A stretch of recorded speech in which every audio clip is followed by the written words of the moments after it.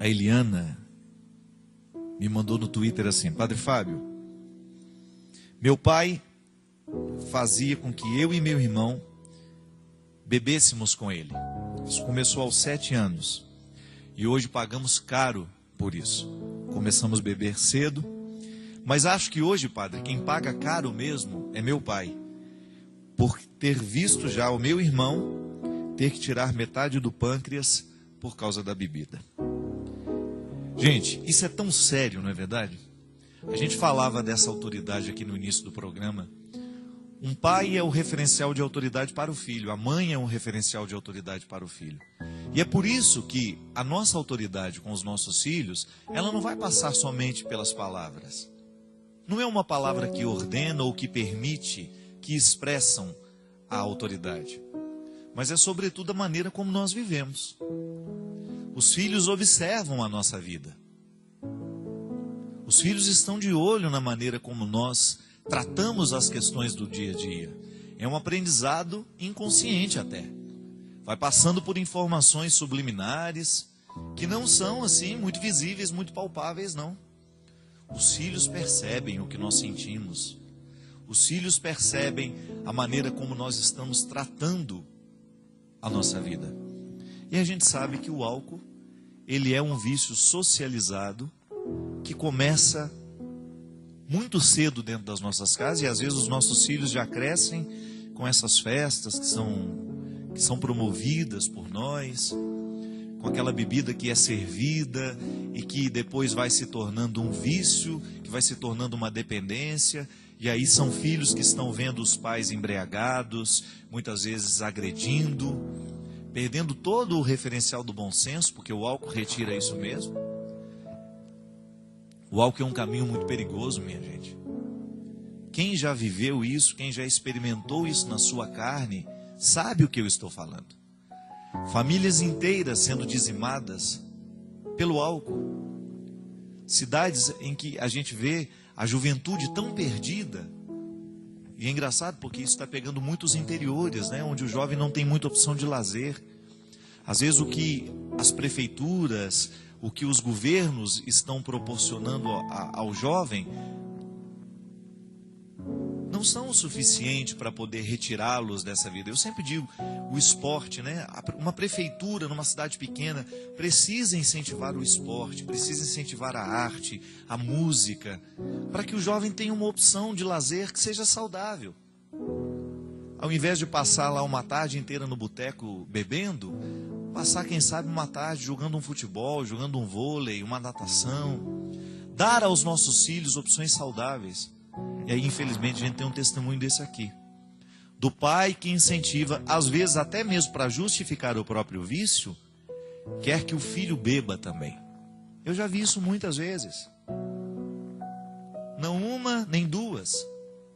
Muitas vezes eu vi o pai, para poder justificar o vício que tem, incentivar o filho a beber também.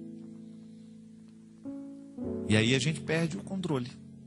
Porque se você, como pai, está incentivando o seu filho de 7, 8 anos a tomar um pequeno gole de cerveja, que a princípio pode ser inócuo, sem problema, não vai fazer diferença, depois você vai ter que enfrentar aí o sofrimento de ver o seu filho morrer de um vício que você iniciou. Isso não é brincadeira não, minha gente. Isso é muito sério. Os vícios socializados, que são aqueles que nós convivemos tranquilamente, né? Quando você liga a televisão e você vê todos os esportes no nosso país são promovidos por marcas de cervejas, de uísque, de não sei mais o quê. Então tem que fazer uma distinção. Não é nenhum problema você estar com seus amigos, você ir lá beber uma cerveja, faz parte da vida. Agora, o limite para isso, né? De você não ficar sem o seu limite e ao mesmo tempo preservar o seu filho disso. Seria tão melhor se os nossos filhos não tivessem vícios. A gente vê a ferida que isso causa na sociedade.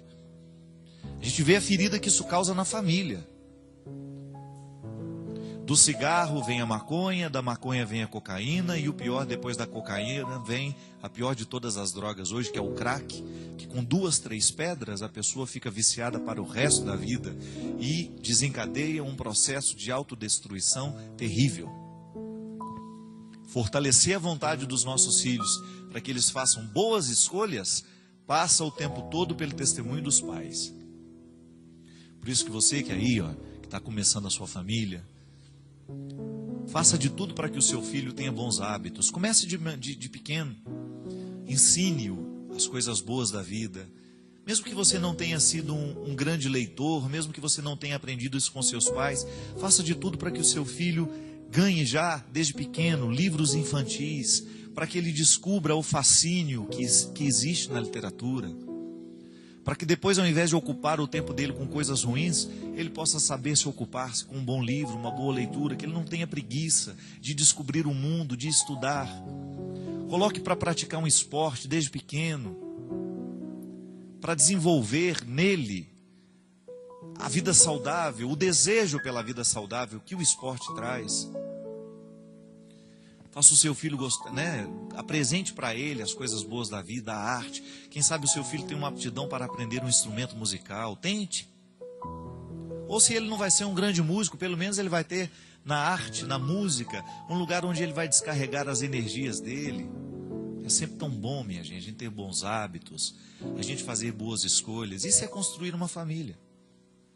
Agora é muito triste quando você vê que por uma incompetência dos pais, os filhos acabam criando o mesmo caminho. Que é mais cômodo, né?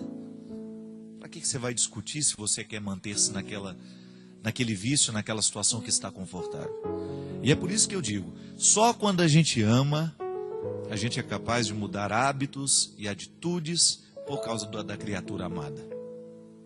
Eu me lembro disso, meu pai parou de beber, porque um dia eu pedi a ele, falei, pai, o senhor me diz tanto que me ama, mas o seu álcool faz tão mal para mim, para minha mãe, para os meus irmãos.